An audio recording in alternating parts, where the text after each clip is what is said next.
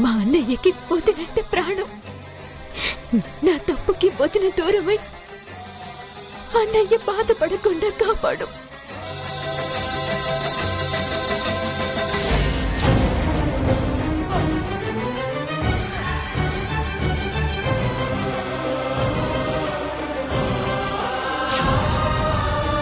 ఏం చెల్లెమ్మా, ఏంటి పిచ్చి పని?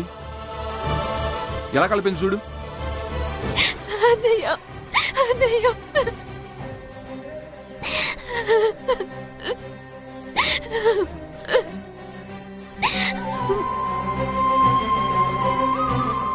నేను చేసిన తప్పుకి నన్ను క్షమించన్నయ్యా.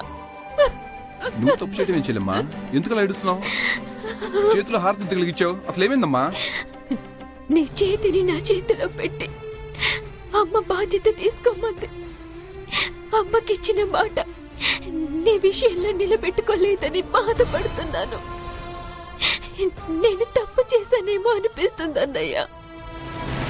ఊరుకోమ్మా, ఏడవద్దు. నీకంటే నన్ను ఎవరు బాగా చూసుకుంటారు చెప్పు? నీకు నా మీద ఉన్న అభిమానం అట్లా అనిపిస్తుంది, కానీ నీ వల్ల నాకేం రాలే చెల్లెమ్మా. నా విషయంలో తప్పు చేయటం ఏంటమ్మా?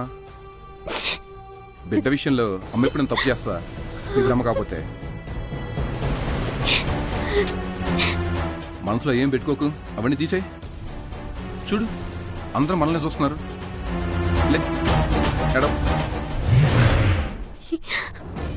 వదిన ప్రేమ విషయం నీ దాకా రాకముందే నా తప్పుని సరి చేసుకొని వదినని నీకు దగ్గర చేస్తానన్నయ్య. ఊరుకోమని చెప్పాను కదా. పద పద వెళ్దాం, పద పద.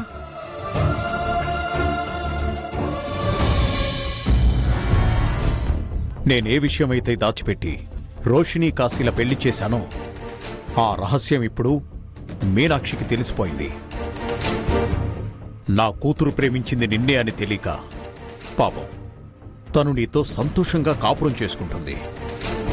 మీనాక్షికి ఈ విషయం తెలిస్తే ఏమైపోతుందో. నిప్పుని నిజాన్ని ఎప్పటికీ దాచిపెట్టలేం సార్. కొంచెం ఆలస్యం అయినా బయటపడి తీరుతుంది. నా మీదే ప్రాణాలు పెట్టుకున్న మీనాక్షికి నాకు నేనుగానే జరిగింది చెప్పాలనుకున్నాను. కానీ కొన్ని కారణాల వల్ల మనసు చంపుకుని అసలు నిజాన్ని గుండెల్లోనే దాచుకుని బతుకుతున్నాను. నా కూతురు బావుండాలన్న నా స్వార్థం మరో ఆడపిల్ల జీవితాన్ని బలి చేస్తుందని నేను అనుకోలేదు. కాశీతో పెళ్లి జరిగితే తన భవిష్యత్తు బావుండాలనుకున్నాను. కానీ రోషిణి తన సంతోషం కోసం నిన్ను మీనాక్షికిచ్చి పెళ్లి చేసి ఇంత పిచ్చిగా ప్రవర్తిస్తుందని ఊహించలేకపోయాను. నేను చేసిన తప్పు నా గుండెల్లో గుణపమై కుచ్చుకుంటోంది. స్వార్థంతో చేసిన పాపాలు సార్ వదిలిపెట్టవు, వెంటాడి వేధిస్తూనే ఉంటాయి. మనమే బావుండాలన్న స్వార్థం కొన్ని జీవితాలను, కుటుంబాలను కూడా నాశనం చేస్తాయి.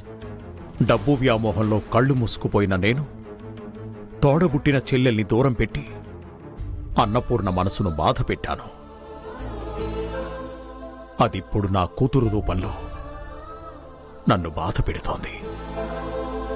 ఇప్పుడంతా ఇన్స్టెంట్ బతుకులే సార్. అంతా స్పీడ్గా అయిపోవాల్సిందే. మనం చేసిన పాపాలకి కర్మ బతికుండగానే అనుభవించి తీరాల్సిందే. నీ మాటల్ని బట్టి నీలో మార్పు కనబడుతోంది కార్తీక్. నువ్వు చాలా మారిపోయావు. నా భార్య నన్ను మార్చేసింది సార్, మనిషిని చేసింది. కానీ నా కూతురు నిన్ను ప్రశాంతంగా ఉండనివ్వదు. రోషిణి గురించి నాకు బాగా తెలుసు కార్తీక్. తను బాగుండడం కోసం ఎవరు ఏమైపోయినా పర్వాలేదనుకునే రకం.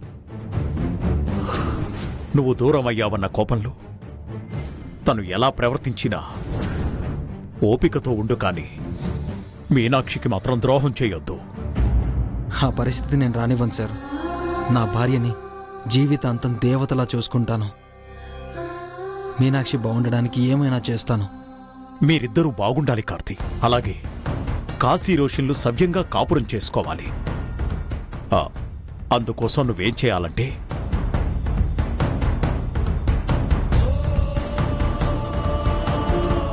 సరేనా? అలాగే సార్.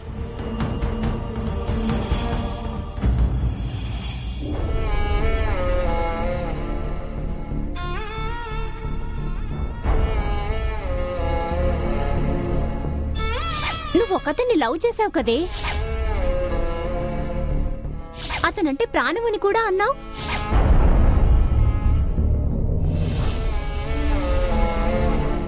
తప్పక గుండెల మీద తాళి బరువుని పక్కన వేణ్ణి భరించక తప్పడం లేదు.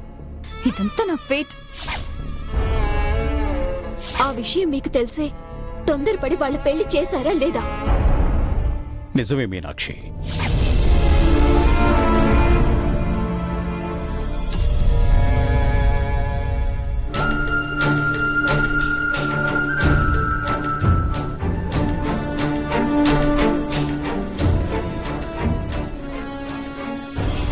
మీనాక్షి,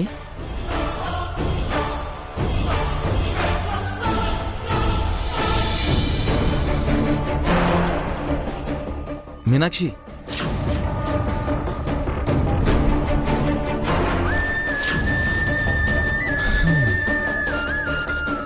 నేను పిలిచినా కూడా వినపడకుండా ఏం ఆలోచిస్తున్నావు?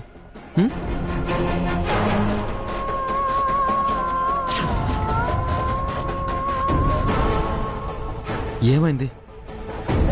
ఈ కన్నీళ్ళేంటి? చేసిన తప్పు గుండెని పిండేస్తుంటే దాని ప్రతిఫలం కన్నీళ్లు కాకుండా ఇంకేం వస్తాయండి? సముద్రం ఇంకిపోయింది అన్నా కూడా నమ్ముతానేమో, కానీ నా మీనాక్షి తప్పు చేసిందంటే నేను నమ్మను. నేనే కాదండి, ప్రతి మనిషి తెలుసో తెలియక కొన్ని తప్పులు చేస్తాడు. కాకపోతే అది సరిదిద్దుకోలేనంత పెద్ద తప్పు అయ్యుండకూడదు. జీవితాంతం కలిసిమెలిసి ఉండాల్సిన పెళ్లి విషయంలో నేనా తప్పు చేశాను.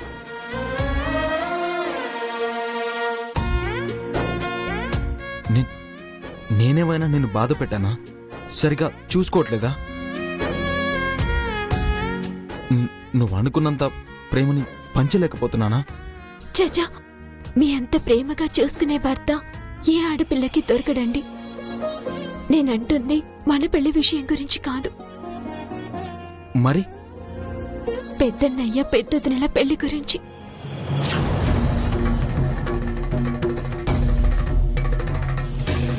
చిన్నప్పటి నుంచి మా పెద్దన్నయ్యకి రోషిని వదినంటే చాలా ఇష్టం. మా నాన్న వద్దని చెప్తున్నా నేనే బలవంతాన ఒప్పించి మా మావయ్య మాటలు నమ్మి వాళ్ళ పెళ్లి చేసి మా పెద్దన్నయ్య గొంతు కోసాను. అసలు ఇప్పుడు ఏమైంది? వాళ్ళిద్దరి మధ్యన సఖ్యత లేకపోతే దానికి కారణం అంతస్తుల తేడా అనుకున్నాను, కానీ పెళ్లికి ముందు మా పెద్దదిన ఒకరిని ప్రేమించి ఇంకా వాణ్ణి మనసులో ఉంచుకొని మా అన్నయ్యని దూరం పెడుతుందని తెలుసుకోలేకపోయాను.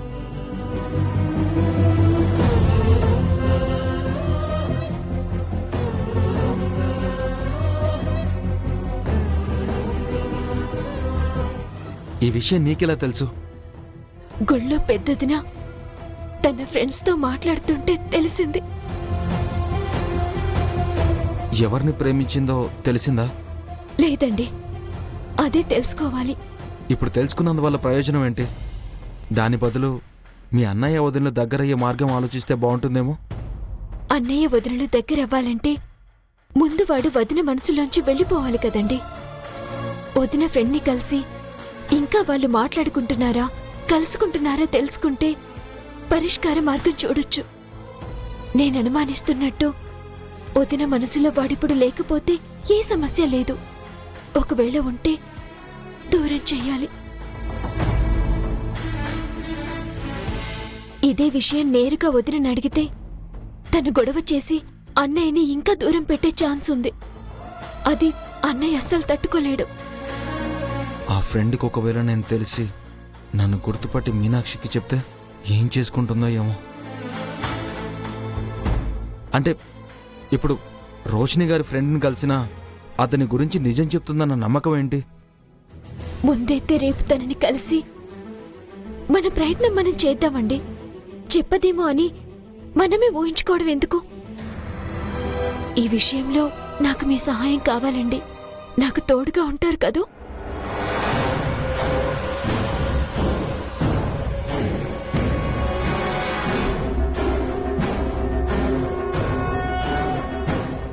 చేసుకుందాం మీనాక్షి.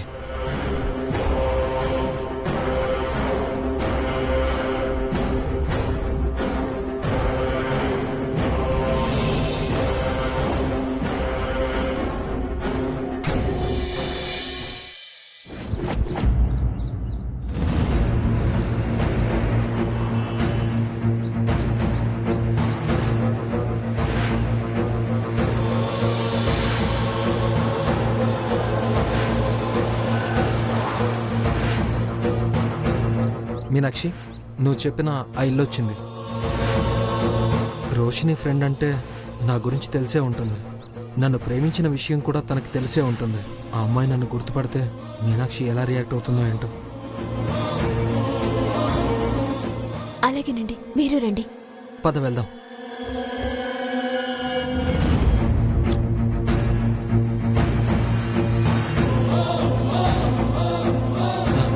జాగ్రత్త, పద.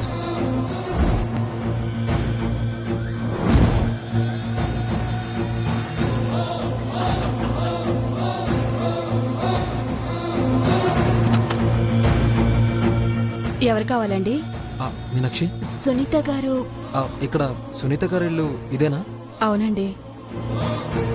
తనతో ఒకసారి మాట్లాడాలి. లోపలికి రండి. సరే మీనాక్షి.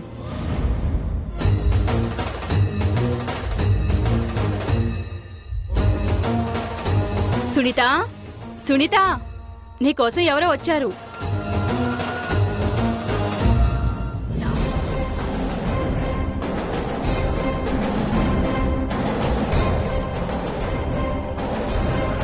సార్ మీ కారు అడ్డంగా ఉంది, నేను ట్రాక్టర్ తీయాలి.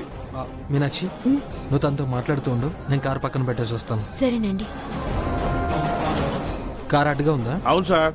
సరే, వస్తున్నా.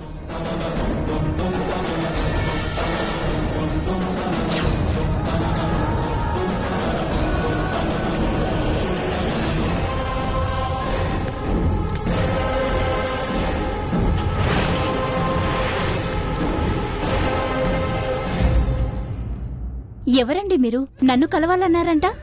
నా పేరు మీనాక్షి అండి. మీరు రోషిని స్నేహితురాలే కదండి? అవును. నేను రోషిని ఆడపడుచునండి. మా అన్నయ్యనే తను పెళ్లి చేసుకుంది. ఓ అలాగా, మీరొక్కళ్ళే వచ్చారా? రోషిని రాలేదా? లేదండి, నా భర్తతో కలిసొచ్చాను. మా వదిన విషయమే మీతో తను లేకుండా మాట్లాడాలని వచ్చాను. అయ్యో, నిలబడి మాట్లాడుతున్నారేంటి? కూర్చోండి.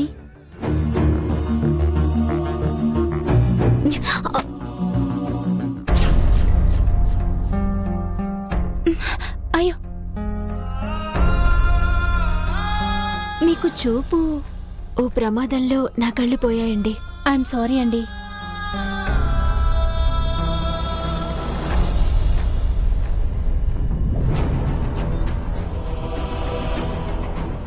మంచినీళ్ళు తాగమ్మా. పర్వాలేదండి. రోషిని గురించి ఏదో పర్సనల్ గా మాట్లాడాలన్నారు. దేని గురించి? తన ప్రేమ గురించి.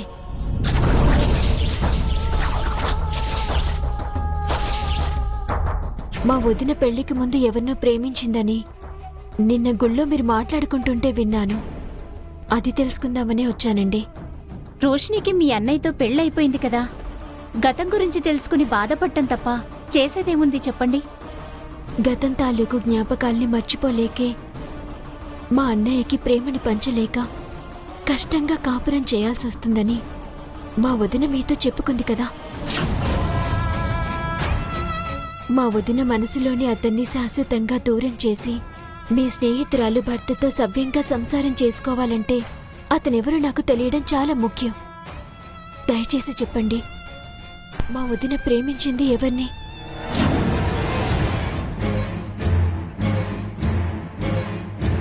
రోషిని ప్రేమికుడి గురించి చెప్పాలా వద్దా? మౌనంగా ఉన్నారేంటండి?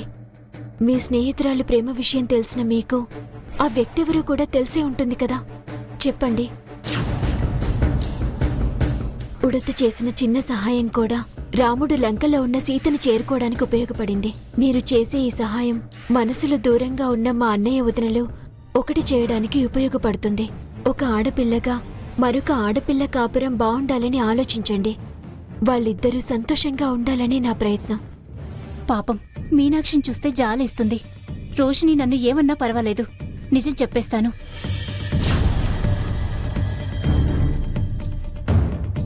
వాళ్ళ జీవితం బావుండాలన్న మీ తపన చూస్తుంటే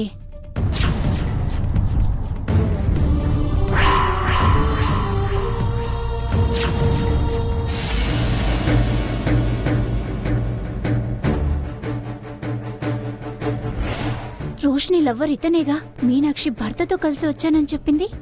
ఈ అమ్మాయికి నేను బాగా తెలుసు. ఇప్పుడు నన్ను గుర్తుపడితే ఇప్పుడు ఏమవుతుందో ఏంటో.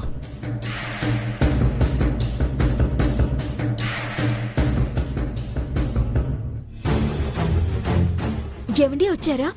ఆ, కూర్చో. ఆ, రండి.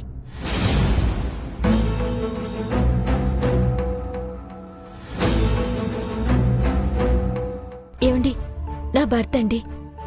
ఈ చూపులేని దానికి జీవితాన్నిచ్చిన గొప్ప మనిషి అండి.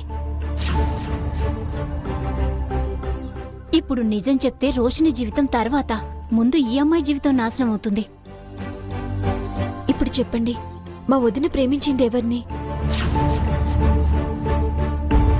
తను ప్రేమించిందని తెలుసు గాని ఎవరూ తెలీదండి. ఎన్నిసార్లు అడిగినా పేరు వివరాలు చెప్పేది కాదు. వాళ్ళిద్దరూ కాఫీ కేఫ్లో కలుసుకుంటారని మాత్రం చెప్పేది. నాకొచ్చిన ఇన్ఫర్మేషన్ ఏంటంటే అతను కూడా వేరే అమ్మాయిని పెళ్లి చేసుకున్నాడంటండి.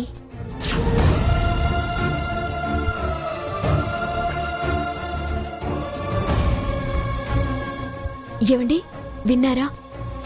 వదిన ప్రేమించిన అబ్బాయి కూడా పెళ్ళైపోయిందంట. కాబట్టి వదినింకా అతనితో మాట్లాడుతుందని అనుమానం తీరినట్టే. నాకన్ని వివరాలు చెప్పినందుకు చాలా థ్యాంక్స్ అండి. ఇక మేము వెళ్ళొస్తాం. ఏమండి, వెళ్దామా? సరేనండి. ఏమండి, ఒక్క నిమిషం. అది తప్పుగా అనుకోకపోతే ఒకటి చెప్తారా? ఏంటండి? నిజంగానే అతనికి పెళ్ళైపోయింది కదండి? నిజంగానే పెళ్ళయిందండి.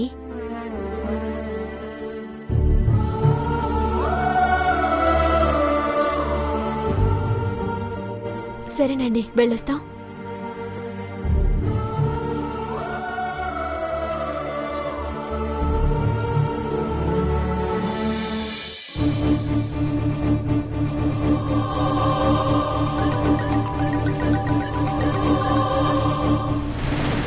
నేను సునీతనే.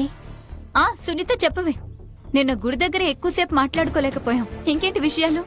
నిన్ను గుడి దగ్గర మాట్లాడిన ఆ కొన్ని మాటలే నీ కొంప కూల్చేలా ఉన్నాయే. ఏమంటున్నావు? ఏమైంది? నీ ఆడపడుచు మీనాక్షి మన మాటలు విన్నది. నీ లవర్ గురించి ఎంక్వైరీ చేయడానికి నీ పాత ప్రియుణ్ణి వెంట పెట్టుకుని నా దగ్గరకొచ్చింది.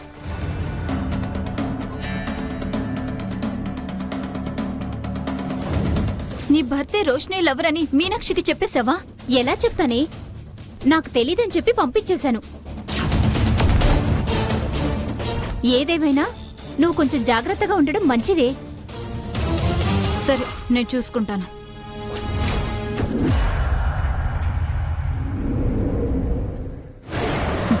నేను ప్రేమించింది నీ భర్తనే అని తెలిస్తే నీ గుండె పగిలిపోతుంది మీనాక్షి. పాపం, ఆ విషయం తెలియక నువ్వు ఎంక్వైరీకి వెళ్ళినట్టున్నావు.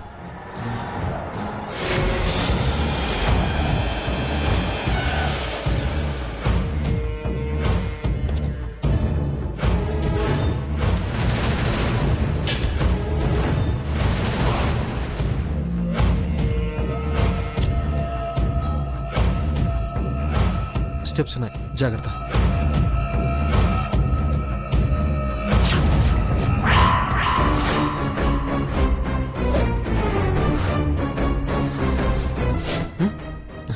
ఏంటి, మీ ఫ్రెండ్ ఫోన్ చేసిందా?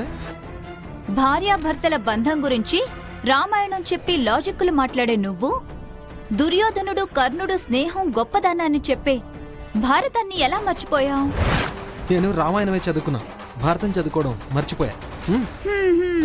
ఆవేశంగా నీ భార్యకి తోడుగా వెళ్ళడం కాదమ్మా. ఫ్రెండ్ ఎలా నిజం చెప్తుందని మీనాక్షికి నచ్చ చెప్పాలి. అది చెప్పకుండా తీసుకెళ్ళిపోయావు. ఆ, మనం గతం చెప్పకపోవచ్చు, నన్ను గుర్తుపడితే మీనాక్షికి అనుమానం వచ్చేస్తుంది. అది చాలు మన ఇద్దరం దొరికిపోవడానికి. అందుకే తీసుకెళ్ళాను. అబ్బా, మళ్ళీ లాజిక్ మిస్ అవుతున్నావు కార్తీక్. ఏంటో అది? నువ్వు జైలుకి వెళ్ళడానికి సిద్ధపడ్డావు. చాలా బాగుంది. నువ్వెలాగో నాకు దక్కవు. 100%. కానీ మీనాక్షికి నువ్వు దూరం అయితే నాకదే చాలు. నేను ఒకవేళ జైలుకు వెళ్ళినా నేరం చేసింది నేను కాదు కాబట్టి ఎప్పుడో ఒకప్పుడు బయటకు వచ్చి తీరుతాను. మీనాక్షి ఫాదర్ని హత్య చేసింది నువ్వు కాబట్టి నీకు శిక్ష పడి తీరుతుంది. ఒకవేళ నీ టైం బాగుండి నువ్వు బయటకు వచ్చినా అటు పుట్టినింటికి ఇటు మెట్టినింటికి దూరమై నీ బతుకు చిరిగిన విస్తర అవుతుంది. గుర్తుపెట్టుకో.